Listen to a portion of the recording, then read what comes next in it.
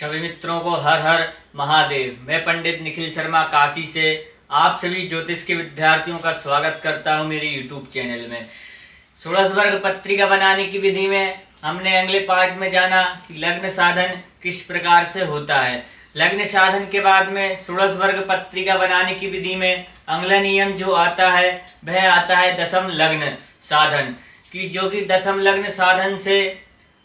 लग्न साधन बनाने के बाद में द्वादश भाव स्पष्ट किए जाते हैं। आज हम जानेंगे कि दशम लग्न किस प्रकार बनाया जाता है। चलिए हम समझते हैं गणित के माध्यम से। देखिए दशम लग्न के लिए क्या क्या चीजों की आवश्यकता होती है, सर्वप्रथम ये समझना जरूरी है।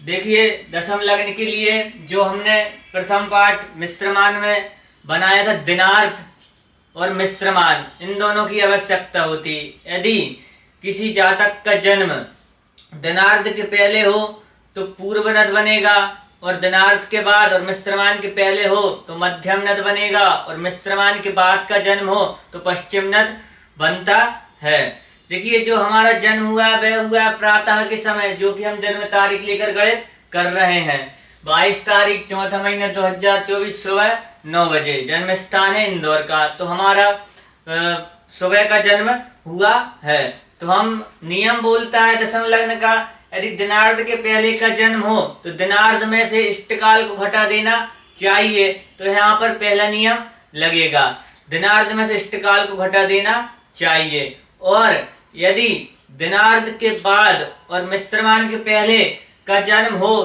तो इष्टकाल में से दिनार्थ को घटा देना चाहिए, तो मध्यम नद बनकर आ जाएगा।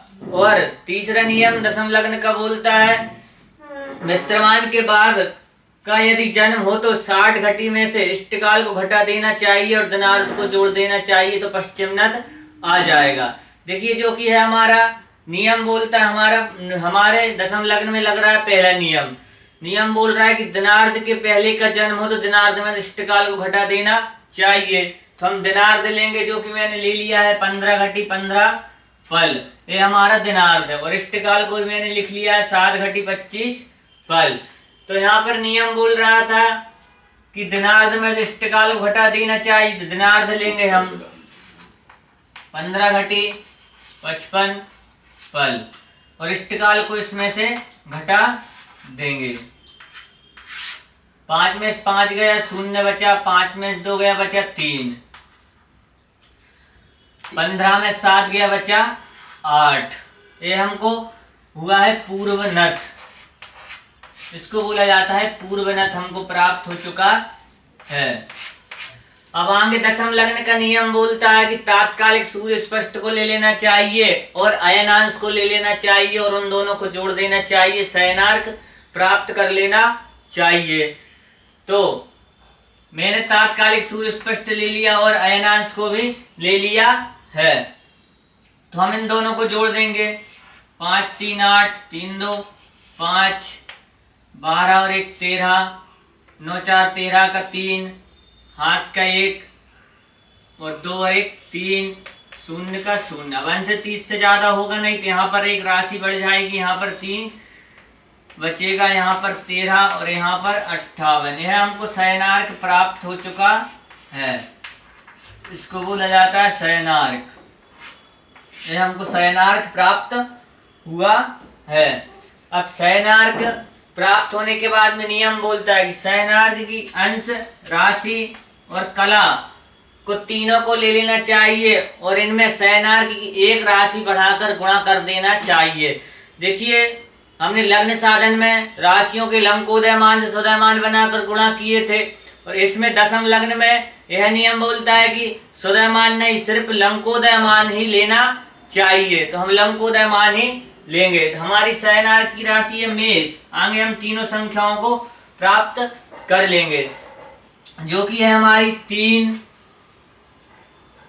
13 और 58। अब यहाँ पर नियम बोलता है कि शयनार्क की एक राशि बढ़ाकर, मतलब कि शयनार्क की मेष राशि है तो वृषभ राशि बढ़ाकर हम इन संख्याओं में गुणा कर देंगे, क्योंकि मेष और मीन का है 278, वृष और कुंभ का है 299। तो हम 299 से इन तीनों संख्याओं में गुणा कर देंगे। देखिए इस प्रकार करते हैं 299 इंटू 299 299 गुणा कर देना चाहिए। तो हम गुणा करेंगे सर्वप्रथम 58 इंटू 299, यह है वृष राशि का मान, लंकोदय मान। 8 नम 72 का 2, हाथ का 7, 8 नम 72 और 7 79 का 9, हाथ का 7, 8 दूनी 16 और 7 23, 5 नम 45 का 5, हाथ का 4, 5 नम 45 और 4 49 का 9, हाथ का 4, 5 दूनी 10 और 4 14, 2 का 2, 9 5 14 का 4, हाथ का 1, 9 3 12 और 1 13 का 3, हाथ का 1, 4 और 2 6 और 1 7 और 1 का 1। यह संख्या हमको प्रथम लब्धि के रूप में प्राप्त हो चुकी है 17342। यह संख्या हमको प्रथम लब्धि के रूप में प्राप्त हो चुकी है। अब द्वितीय लब्धि में हम गुणा करेंगे 3 नम 27 का 7, हाथ का 2, 3 नम 27 2 29 का 9, हाथ का 2, 3 दूनी 6 और 2 8 इंटू 299 का 299, यहाँ पर 7 का 7, 9 दूनी 18 का 8, हाथ का 1, 9 और 8 17, 17 और 1 18 का 8, हाथ का 1, 2 और 1 3, 3887 हमको द्वितीय लब्धि भी प्राप्त हो चुकी है। अब तृतीय लब्धि हमको प्राप्त करना है 3 नम 27 का 7, हाथ का 2, 3 नम 27 और 2 29 का 9, हाथ का 2, 3 दूनी 6 और 2 8, 897 हमको तृतीय लब्धि प्राप्त हो चुकी है। अब यहाँ पर नियम बोलता है कि जो तीनों लब्धियां प्राप्त हो चुकी हैं उसमें प्रथम लब्धि में 60 का भाग देकर भागफल को अग्रिम लब्धि में जोड़ देना चाहिए और शेष को छोड़ देना चाहिए। तो हम भागफल देंगे प्रथम लब्धि में, यह हमारी प्रथम लब्धि, इसमें हम 60 का भाग देंगे।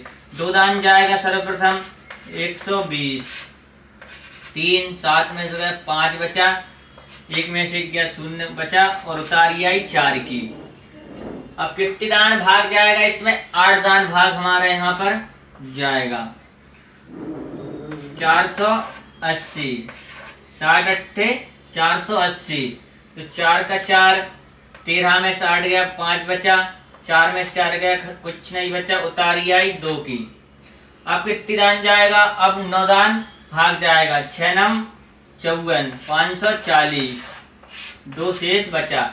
भागफल को नियम बोल रहा है अग्रिम लब्धि में जोड़ देना चाहिए 289, तो हम अग्रिम लब्धि में जोड़ देंगे। 9 7 16 का 6, हाथ का 1, 8 और 8 16 17 का 7, हाथ का 1, 8 2 10 11 का 1 3 और 1 4, 41 4176 हमको द्वितीय लब्धि प्राप्त हो चुकी है भागफल जोड़ने के बाद में। नियम बोलता है फिर से संख्या में 60 का भाग दे देना चाहिए और भागफल को अग्रिम लब्धि में जोड़ देना चाहिए। तो भाग कितनी दान जाएगा इसमें? सर्वप्रथम 6 दान जाएगा, 60 छक्का 360, 7 का 7, 11 में 6 गया बचा 5, 3 में 3 गया कुछ नहीं, उतारी आई 6 की। अब कितनी दान जाएगा? 9 दान 554, 6 का 6, 7 में 4 गया 3 बचा, इधर कुछ नहीं बचा, शेष को छोड़ देना चाहिए, भागफल को अग्रिम लब्धि में जोड़ देना चाहिए। हम इस संख्या को अग्रिम लब्धि में जोड़ देंगे। तो 9 7 16 का 6, हाथ का 1, 9 6 15, 1 16 का 6, हाथ का 1 और 8 और 1 9, 999 हमको तीसरी संख्या प्राप्त हो चुकी है। अब नियम बोलता है अंतिम लब्धि में 30 का भाग देकर उस संख्या को जो भागफल हमको प्राप्त हो उसको भुक्त फल के रूप में प्राप्त कर लेना चाहिए। तो हम इसमें 30 का भाग देंगे। कितनी दान गया? सर्वप्रथम 3 दान गया 90, उतारी 6 आई 6, फिर से अब कितने दान गया? 2 दान,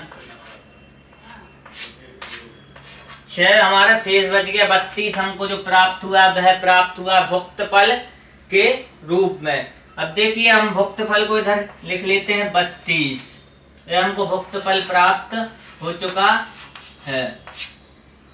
भुक्त फल अब आगे नियम बोलता है कि जो हमको नष्ट प्राप्त हुआ है उसको फलात्मक बना लेना चाहिए और भुक्तफल को घटा देना चाहिए। जिस राशि से गुणा किए थे उस राशि को एक राशि बढ़ाकर घटाते रहना चाहिए जब तक घटती है। जो घट जाए वह शुद्ध राशि, जो ना घटे वह अशुद्ध राशि होती है। देखिए मैं इसको मिटा रहा हूं, फिर आपको आगे समझाता हूं मैं कि किस प्रकार यह बनेगा।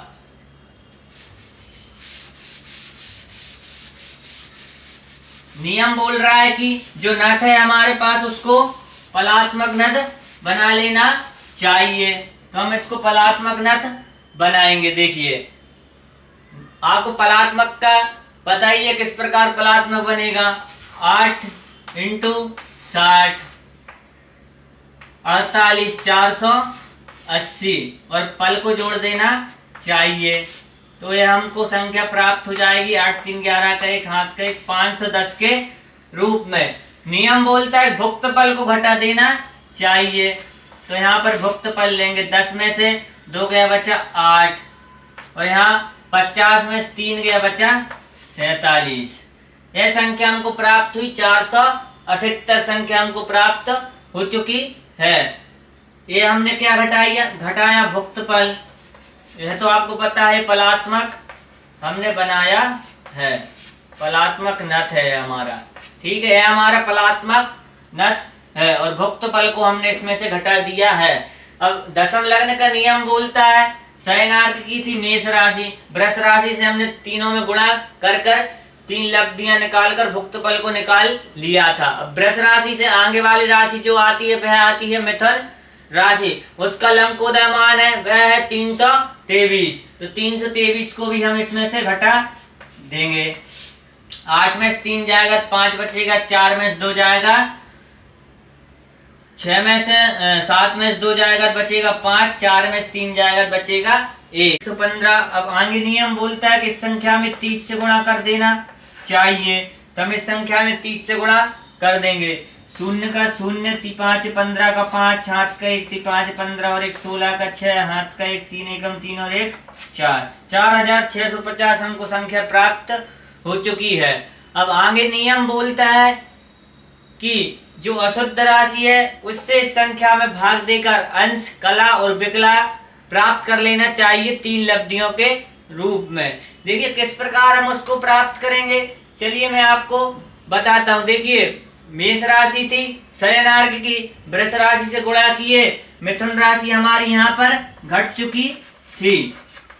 मिथुन राशि हमारी घट चुकी, यह हो गई हमारी शुद्ध राशि। क्योंकि अब कर्क राशि तो घटी नहीं, कर्क राशि हो गई हमारी अशुद्ध राशि। कर्क राशि हमको प्राप्त हो चुकी है। अब देखिए नियम बोलता है कि 4650 जो 30 का गुणा करने पर जो संख्या हमको प्राप्त हुई है उसको एक स्थान पर रख लेना चाहिए। तो हम यहाँ पर उसको रख लेंगे 46 50 ये संख्या हमको प्राप्त हुई है। देखिए मैं इसको मिटा रहा हूं। नियम बोलता है कि जो कर्क राशि का लंकोदय मान है, कर्क राशि का लंकोदय मान जो है मिथुन राशि का था 323, तो कर्क राशि का भी जो लंकोदय मान है वह भी है 323। हम इसमें से 3 अंश, कला और विकला को निकाल लेंगे।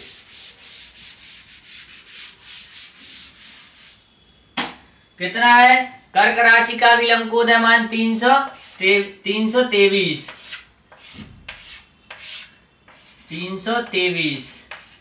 यह है कर्क राशि अशुद्ध। नियम बोलता है अशुद्ध राशि के मान से भाग दे देना चाहिए। तो हम इसमें भाग देंगे। प्रथम एक पहले भाग जाएगा एक दान हमारा इस संख्या में 323। 5 में से 3 गया बचा 2, 6 में से 2 गया बचा 4, 4 में से 1 गया अच्छा 1, शून्य की उतारी आई। अब कितनी दान भाग जाएगा इस संख्या में? 3 6 9 12, 4 दान इस संख्या में भाग जाएगा। हम देखिए कर कर देखते हैं 4 दान भाग जाएगा कि नहीं जाएगा। 323 इंटू 4, 4 3 12 का 2, हाथ का 1, 4 दूनी 8 और 1 9, 4 3 12, 1292। 10 में से 4 गया बचा 6, 11 में से 9 गया बचा 2, 3 में से 2 गया बचा 1, 1 में से 1 गया बचा 0। जो संख्या हमको प्राप्त हुई है वह संख्या हमको प्राप्त होगी 92 था, यहाँ पर 1292 दान गया था, तो यहाँ पर हमको संख्या बचेगी 8। जो संख्या हमको बची है उसमें 60 का गुणा कर देना चाहिए, यह नियम बोलता है। यह प्रथम लब्धि हमको प्राप्त हुई अंश के रूप में, ठीक है। अब हम कला निकालेंगे। 0 का 0, 6 8 48 का 8, हाथ का 4, 6 दूनी 12 और 4 16 का 6, हाथ का 1, 6 एकम 6 और 1 7। नियम बोलता है फिर से अशुद्ध राशि के मान से भाग दे देना चाहिए, तो हम फिर से अशुद्ध राशि के मान से इस संख्या में भाग दे देंगे। कितनी दान भाग जाएगा? सर्वप्रथम में 2 दान भाग जाएगा, क्योंकि 768 है, 323 को 2 गुना करेंगे 646 हमको प्राप्त होगा। कितना होगा? 646 हमको संख्या प्राप्त होगी। इसको घटा देना चाहिए। 8 में 6 गया बचा 2, 6 में 4 गया बचा 2, 7 में से 1 गया बचा 1 और आई 0 की उतारी। अब कितनी दान भाग जाएगा इस संख्या में? 4 दान हम भाग दिए, 1292 था, ज्यादा था, 3 ही दान भाग इस संख्या में जाएगा। चलिए हम 3 का गुणा करके भी देखते हैं। 323 3, 3 तिरका 9, 3 दूनी 6, 3 तिरका 9, 969। 3 दान जाएगा 969, इसको घटा देना चाहिए। 10 में से 9 गया 1 बचा और यहाँ पर 11 में 6 गए बचे 5, 11 में से 9 गया बचा 2। 251 हमको संख्या प्राप्त हुई है। अब ये हमको प्राप्त हुआ कला के रूप में। नियम बोलता है फिर से 60 का गुणा कर देना चाहिए 251 में, तो हम 251 लेंगे और 60 का गुणा कर देंगे। 0 का 0, 6 एकम 6, 6 पंजे 30 का 0, हाथ का 3, 6 6 दूनी 12 और 3 15 हमको संख्या प्राप्त हो चुकी है।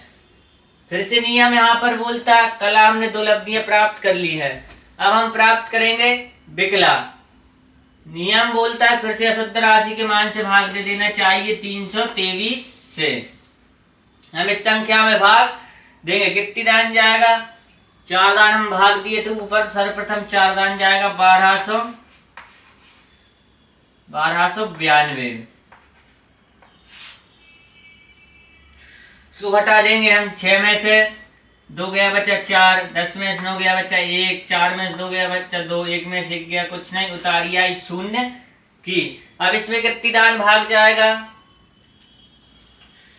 4 दान भाग गया 12,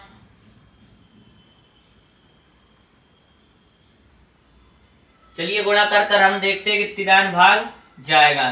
कितना है? 323। सर्वप्रथम हम इसमें